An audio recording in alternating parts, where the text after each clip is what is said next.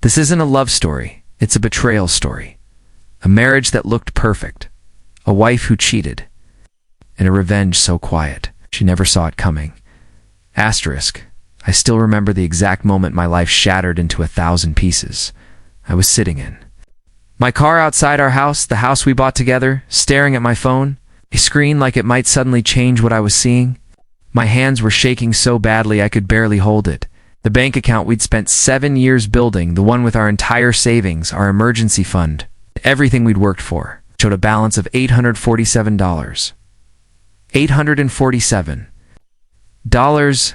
There should have been $127,000 in there. I refreshed the app 3 times. 4 times. My heart was pounding so hard I could hear it in my ears. This had to be a mistake. A banking error. Maybe fraud. Maybe someone hacked our account. But deep down in that sick, twisting part of my gut, I already knew. Because just 2 hours earlier, I'd found the text messages on her iPad.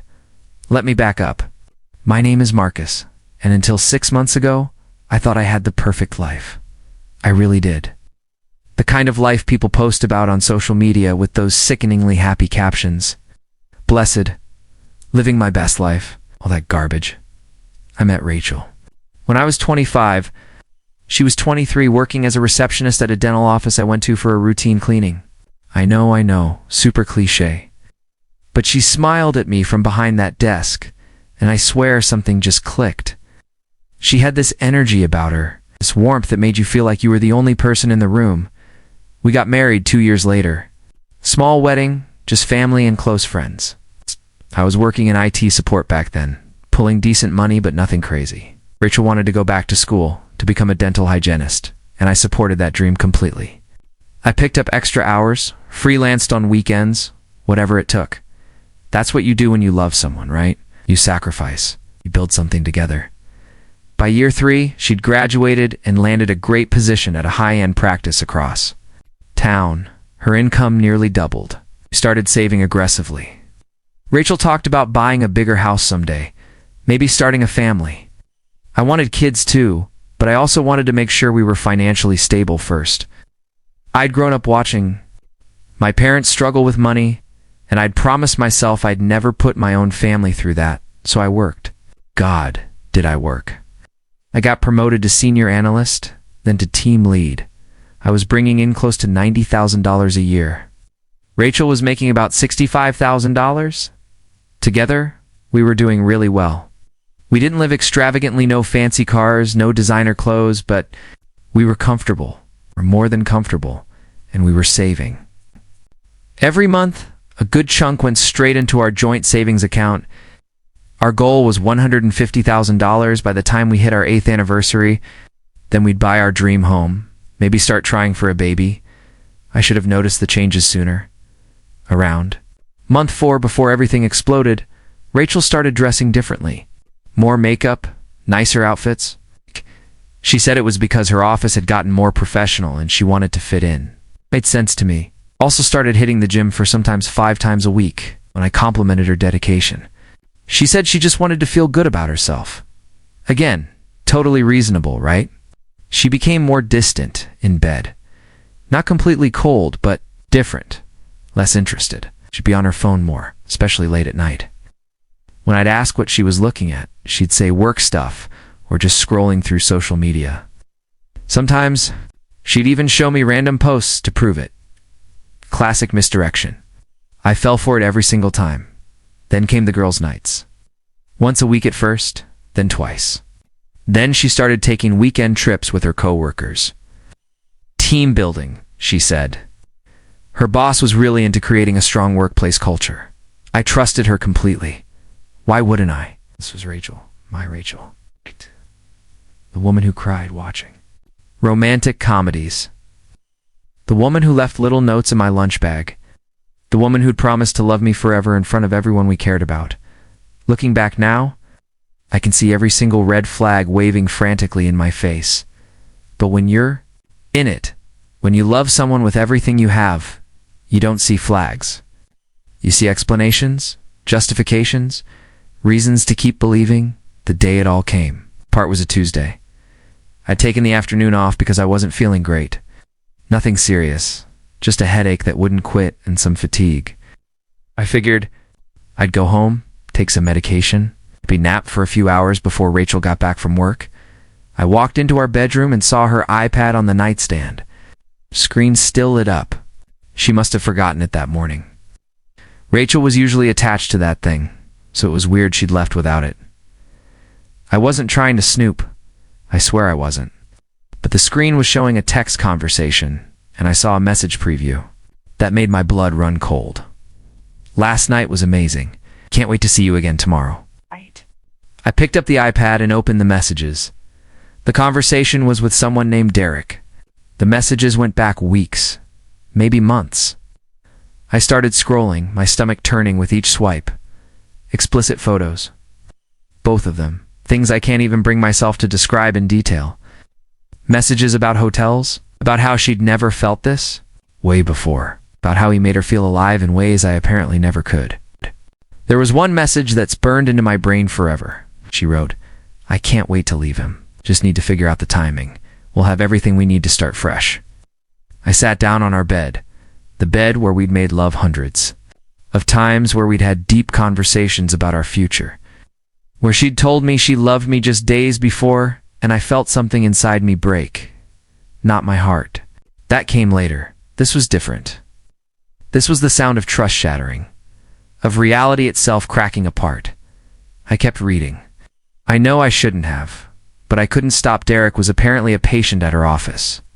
42 years old, recently mama, divorced, owned some kind of consulting business.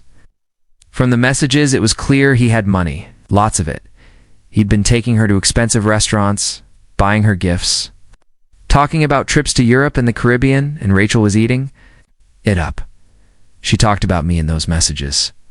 Called me boring, said I was too focused on saving money and never wanted to have any fun.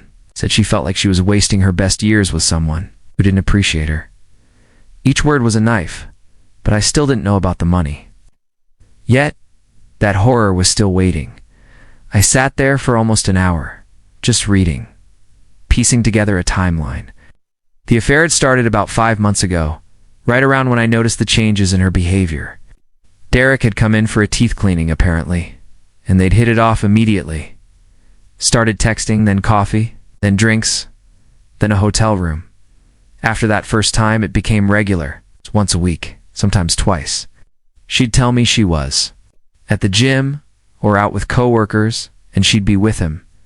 Every kiss she gave me was a lie. Every "I love you" was poison. Every night she came home late and climbed into bed next to me. She'd just been with him.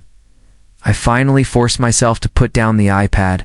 I needed to think. I needed to figure out what to do next. That's when I checked our bank account. I don't even know why I did it in that moment. Maybe some subconscious part of me already suspected. Maybe I just needed to see something concrete, something stable, to ground myself in reality. I pulled out my phone and opened the banking app, and there it was, $847. I called the bank immediately, thinking this had to be fraud, some kind of identity theft. The representative calmly explained that there had been a large withdrawal 3 days ago, $126,153 transferred to another account. The transfer was authorized with the correct password and security information. "Can you tell me what account it was transferred to?" I asked, my voice barely above a whisper. She gave me the name on the account. Rachel Martinez, her maiden name. She'd opened a separate account without telling me, and she'd transferred almost everything we had into it. My wife had stolen our life savings. I thanked the representative and hung up. Then I just sat in my car for I don't know how long, an hour or two? The sun was setting by the time I finally moved. I didn't cry, not yet. I was beyond crying. I was in shock, I think. That state where your brain just shuts down because it can't process what's happening. I finally went inside the house and did something I never thought I'd do. I started going through everything, her drawers, her closet, her other devices. I found more evidence. Printed receipts from hotels and restaurants, hidden in a shoebox in her closet. Burner phone in her gym bag with even more explicit messages. Credit card statements for a card I didn't know she had, showing thousands of dollars in charges over the past few months. She'd been planning this. Not just the affair, but the exit. She was going to leave me, take all our money, and start a new life with Derek. The worst part? I found a document on her laptop titled Divorce Strategy. It was a draft email to a lawyer outlining how she wanted to handle things. She was planning to claim I'd been emotionally abusive, completely false, to try to get even more in the divorce. She wanted the house. She wanted half my 401k. She wanted everything, and she was going to blindside me. With it all, that night, I didn't sleep. I sat in the guest bedroom with all the evidence spread around me, trying to figure out what to do. Part of me wanted to wait for her to come home and confront her immediately. But another part of me, the smarter part, knew that would be a mistake. If I confronted her now, she'd lawyer up immediately. She'd stick to whatever story she'd already prepared.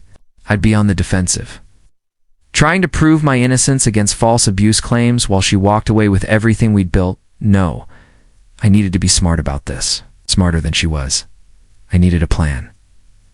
Rachel came home around 10 p.m., acting completely normal. She kissed me on the cheek and asked how I was feeling. I told her the headache was better. She made us a late dinner, and we sat at the kitchen table making small talk like nothing was wrong. It took everything in me not to explode, not to throw the iPad in her face and scream, but I kept my composure. I smiled. I asked about her day. I played the role of the clueless husband. That night she actually wanted to have sex. I couldn't do it. I made an excuse about still not feeling great. She seemed disappointed but understanding.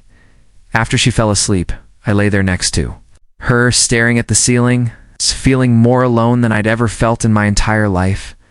The woman I loved didn't exist anymore. Maybe she never had. Over the next week, I did 3 things. First, I made copies of everything. Every text message, every photo, every receipt, every bank statement. I saved it all to an encrypted cloud drive that only I had access to. I also printed physical copies and stored them in a safe deposit box at a different bank. Second, I found the best divorce lawyer in the city. Her name was Patricia Reeves, and she had a reputation for being absolutely ruthless. I showed her everything I'd found, and her eyes lit up. "She's been stupid," Patricia said, almost smiling. "Really, really stupid? She's left a trail of evidence a mile wide, and that bank transfer is going to bury her in court. I want to make sure she doesn't get anything," I told Patricia. "Not the house. Not my retirement. Nothing." Patricia nodded. "With what you've shown me, we can do that. But I need you to be patient. Can you keep living with her, acting normal for a few more weeks?" "Why?" "Because we're going to let her think she's winning. Let her feel safe.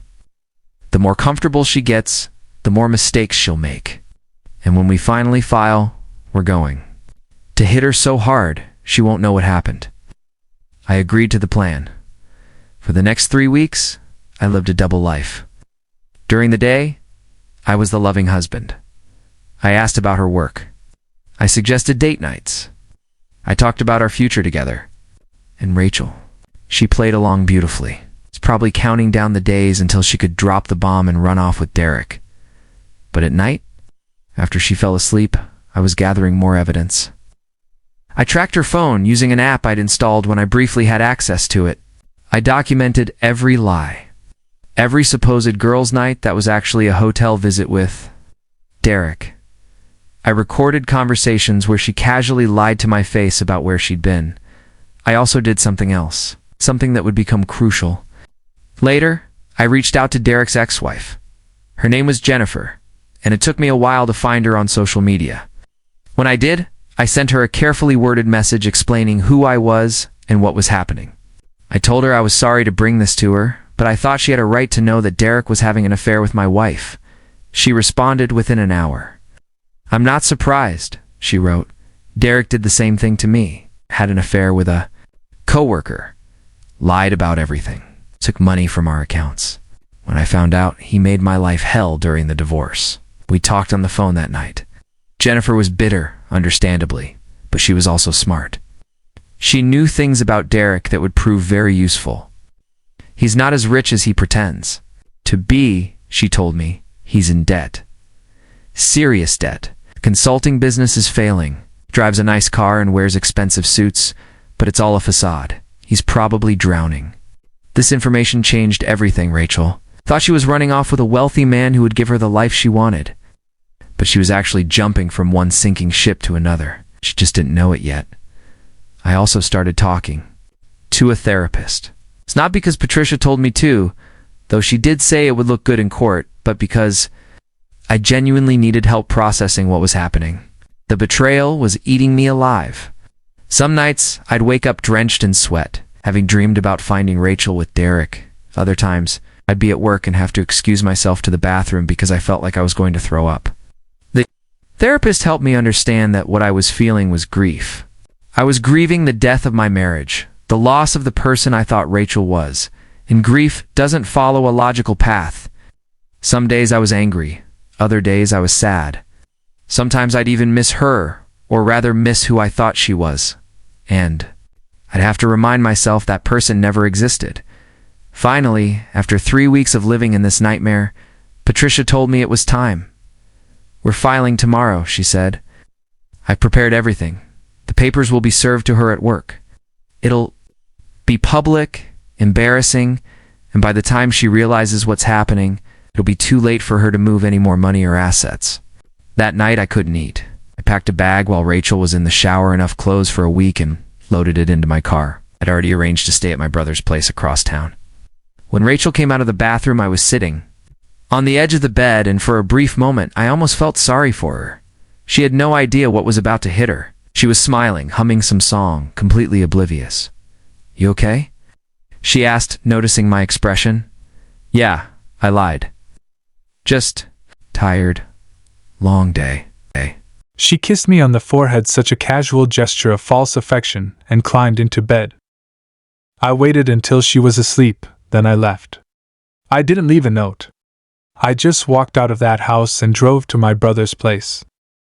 The next morning, at 10 a.m., Rachel was served divorce papers at her office. Patricia had arranged for it to happen in the most visible way possible. The process server walked right into the dental office during business hours and asked for Rachel Martinez by name. In front of patients, coworkers, and her boss, Rachel was handed an envelope.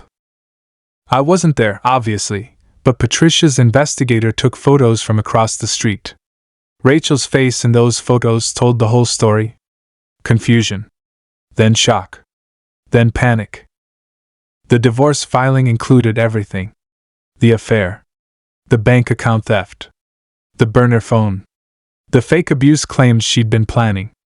All of it documented in excruciating detail and attached as evidence. But that wasn't even the best part.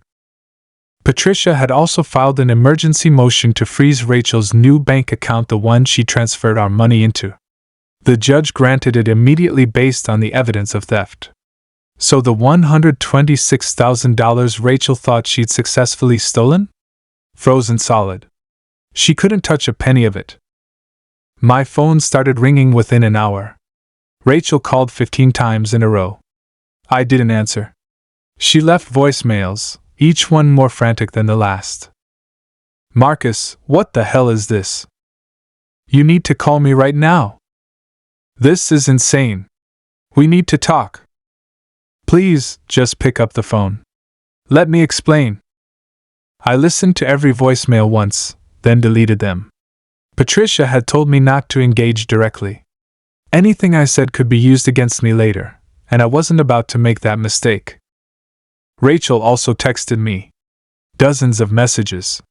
They started out angry, then became pleading, then angry again. "You're making a huge mistake. I can't believe you're doing this without even talking to me. You're going to regret this. Please, I love you. We can work this out." That last one almost made me laugh. She loved me? She loved me so much she emptied our bank account and was planning to leave me for another man? The audacity was breathtaking. Within 2 days, more things started falling apart for her. Her boss at the dental office called her in for a meeting. See, having an affair with a patient was actually a violation of their professional ethics policy. And because the affair had become public through the divorce filing, they had to address it. Rachel was put on immediate suspension pending an investigation. Derek, meanwhile, wasn't handling the attention well either. His consulting business was already struggling, and now one of his clients who happened to be very religious and family-oriented dropped him after learning about the affair. Then another client left. His business was hemorrhaging money. And remember that information Jennifer gave me about Derek's finances? I'd passed that along to Patricia, who did some digging. Turns out Derek owed about $200,000 in various debts. Credit cards, business loans, even back taxes. He was barely keeping his head above water, and without those clients, he was sinking fast. Rachel had jumped off a perfectly stable ship onto a life raft with a hole in it. She just didn't know the raft was sinking yet.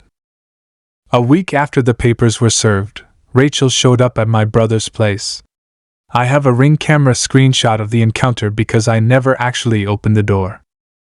She stood on the porch and pounded on the door for almost 10 minutes, crying and yelling, begging me to talk to her, saying I was ruining her life, that I was being cruel and vindictive. I watched her through the camera feed from my phone, sitting safely inside, and felt nothing. The woman I loved was gone. This person screaming on my brother's porch was a stranger. Eventually my brother went out and told her to leave or he'd call the police. She left, but not before screaming that I'd regret this and that she'd make sure I paid for humiliating her. Empty threats from a desperate person. The divorce moved forward quickly because Rachel had no ground to stand on. She tried to fight it initially, claiming the affair evidence was obtained illegally. Her lawyer, some cheap guy she'd found on short notice because she couldn't afford Patricia's rates, argued that I'd violated her privacy by going through her iPad. The judge didn't care. The iPad was a shared device in a shared household. I had every right to access it. And besides, once I'd found evidence of a crime, the theft from our joint account, I had an obligation to document it. Rachel's lawyer also tried to argue that the money in the account was jointly owned, so Rachel had a right to transfer it. Patricia destroyed that argument in about 30 seconds. She pointed out that Rachel had transferred the money to a secret account without my knowledge or consent, clearly indicating intent to deprive me of access to marital assets. That's theft under state law, plain and simple. The judge ruled in my favor on almost everything. The house was mine. My retirement account stayed intact. And the frozen $126,000? That was split 60-40 in my favor as a penalty for Rachel's theft and breach of marital trust. But here's where my revenge really kicked in. And it wasn't something I did, it was watching everything Rachel had hoped for crumble around her. She'd moved in with Derek about 2 weeks after being served. I guess she figured she might as well, since her secret was out. Derek's place was nice on the outside, but according to Jennifer, who I'd stayed in touch with, it was mortgaged to the hilt and about 3 months behind on payments. Rachel got her job back at the dental office eventually, but in a diminished capacity. The investigation found she hadn't technically violated any laws, but the office wanted to avoid any appearance of impropriety. She was transferred to a different branch across town with a pay cut. Derek's business completely collapsed about a month after the divorce was filed. His last few clients left, and he had to declare bankruptcy. He lost his fancy car. Almost lost his house. And Rachel? She got to watch the amazing new life she'd blown up her marriage for turn into a nightmare. But the story gets even better. Remember those fake abuse allegations Rachel was planning to use against me? Patricia had included those documents in the divorce filing as evidence of Rachel's intent to commit fraud. And while I wasn't pressing criminal charges, that document was now part of the public record. Rachel started applying for jobs at other dental offices, but word travels fast in that industry. Every background check turned up the divorce filing with all its ugly details. No one wanted to hire someone who'd had an affair with a patient and tried to falsely accuse their spouse of abuse. She was basically blacklisted. Derek eventually broke up with her about 3 months post-divorce. According to Jennifer, who heard it through mutual friends, Derek blamed Rachel for his business failing. Said the drama had cost him everything. The irony was almost poetic. Rachel had destroyed her marriage and stolen money to be with a man who abandoned her the moment things got hard. Last I heard, Rachel moved back in with her parents. She's working part-time at a retail store because she can't find work in her actual field. She drives a 15-year-old car. She's basically starting over from scratch at 32 years old. And me? I'm doing okay. Better than okay, actually. I ended up selling the house. Too many memories, too much pain attached to every room. I took the money from the sale plus my share of the recovered savings and bought a smaller condo in a different part of town. It's nice. Quiet. Mine. I got promoted at work about 4 months after the divorce was finalized.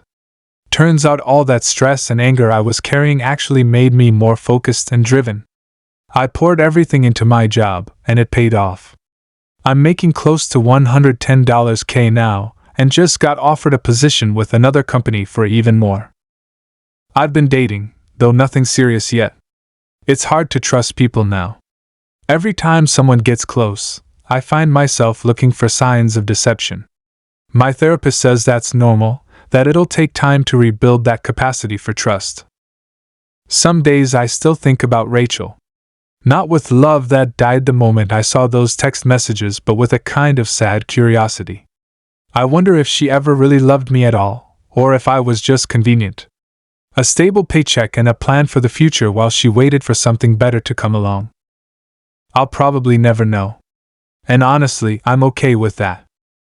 People ask me sometimes if I feel bad about what happened to her. If I feel guilty that her life fell apart so spectacularly. The answer is no. I don't. I didn't ruin Rachel's life. She did that all by herself. She made a series of choices, actually to betray me, steal from me, and try to destroy me. All I did was refuse to be a victim and make sure she faced the consequences of her actions. That's not revenge. That's justice. And that's the thing about betrayal that I've learned. It's not the act itself that defines what comes next, it's how you respond to it. You can either let it destroy you, or you can use it as fuel to become stronger, smarter, and more resilient. I chose the latter. There's a moment from about 6 months ago that I think about sometimes. I was at a coffee shop near my office, sitting outside on a nice afternoon, just watching people walk by. And for the first time since everything happened, I felt peace. Not happiness exactly, but something close. An absence of pain. A quiet contentment. The barista brought out my order and smiled at me, and I realized I was smiling back. A real smile, not a forced one. That's when I knew I'd won. Not because Rachel was suffering, though that was a nice bonus, I won't lie. But because I'd taken the worst thing that ever happened to me and refused to let it define me. I'd reclaimed my life, my self-respect, and my future. Rachel will always be the woman who betrayed me. But I refuse to be the man who stayed broken because of it. A few weeks ago, I ran into one of Rachel's old coworkers at a restaurant. We'd been friendly when Rachel and I were married, and she recognized me immediately. "Marcus, how are you?" she asked, seeming genuinely happy to see me. We chatted for a few minutes. She asked how I was doing, very carefully not mentioning Rachel or the divorce. But eventually I asked about Rachel, partly because I was curious and partly because I wanted to see what people were saying about her. "Oh," the coworker said, her smile fading. "She's struggling. I think she really regrets what she did. She asked about you a few months ago, actually. Wanted to know if you were seeing anyone." "What did you tell her?" I asked. I told her I didn't know and that it wasn't any of her business. I thanked her for that. We said goodbye, and I went back to my table where I was meeting some friends for dinner. Rachel wanted to know if I was seeing anyone. Part of me, a small, petty part, was glad she was wondering. Glad she was probably lying awake at night thinking about what she'd lost. But mostly, I just didn't care. She's not part of my story anymore. She's a chapter that ended, a lesson I learned the hard way. And while I wouldn't wish the experience on anyone, I also wouldn't change it. Because I'm stronger now than I ever was when we were together. I'm smarter. I'm more careful, yes, but also more confident in my ability to handle whatever life throws at me. I know my worth now. And I know I deserve someone who will treat me with respect, loyalty, and genuine love. Not someone who sees me as a stepping stone to something better. Sometimes people ask me if I believe in karma. After everything that happened, I think I do. Not in some mystical, cosmic sense, but in the practical reality that actions have consequences. Rachel chose to betray me, to steal from me, to try to destroy my reputation with false allegations. And those choices led directly to her losing her career, her relationship, her financial stability, and her reputation. I didn't have to do anything except protect myself and make sure the truth came out. The rest? That was just her own actions coming back to haunt her. That's the real revenge, I think. Not some elaborate scheme or vindictive plot. Just stepping back and letting someone face the natural consequences of their own terrible choices while you move forward with your life. If there's one thing I want anyone reading this to understand, it's this. When someone betrays you, your first instinct might be to lash out. To hurt them the way they hurt you. To sink to their level and make them suffer. Don't. Instead, be smart. Be patient. Document everything, protect yourself legally and financially, and then let the truth do the work for you. Surround yourself with people who support you, find professional help to process the trauma, and focus on rebuilding your own life instead of tearing down theirs. Because here's the secret that took me too long to learn: the best revenge isn't making someone else miserable. It's building a life so good that they realize what they lost. And every single day I wake up in my peaceful condo, go to my job where I'm respected and well paid, hang out with friends who genuinely care about me, and work on becoming the best version of myself. That's revenge enough. Rachel chose Derek and his fantasy promises over our real, stable life together. And she'll have to live with that choice every single day, knowing that she gave up something good for something that turned out to be nothing. Meanwhile, I'm free. Free from the lies, the betrayal, the constant second-guessing. Free to find someone who actually deserves my trust and my love. If that's not winning, I don't know what is.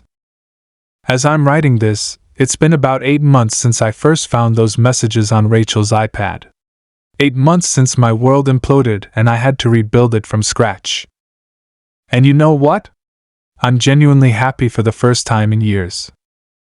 Not the fake happiness I had with Rachel, where I was working myself to death trying to build a future with someone who was secretly planning to abandon me.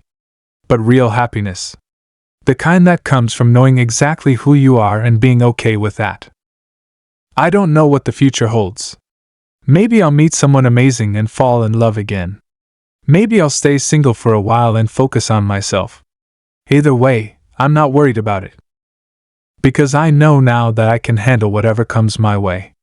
I survived the worst betrayal imaginable, and I came out stronger on the other side. Rachel never saw my revenge coming because she fundamentally misunderstood who I was.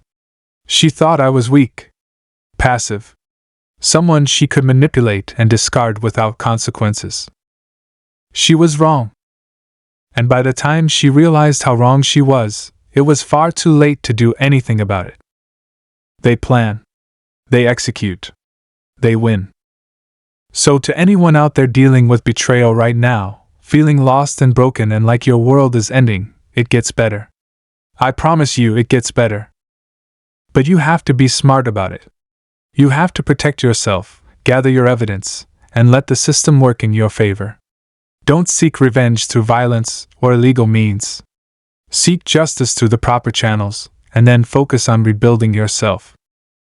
The person who betrayed you will face their own consequences eventually. They always do. Your job isn't to destroy them, it's to make sure you survive and thrive despite what they did. And when you're standing on the other side, living your best life while they're dealing with the fallout of their own poor choices. That feeling right there, that's all the revenge you'll ever need. Trust me on that one. Claude is AI and can make mistakes. Please double check responses.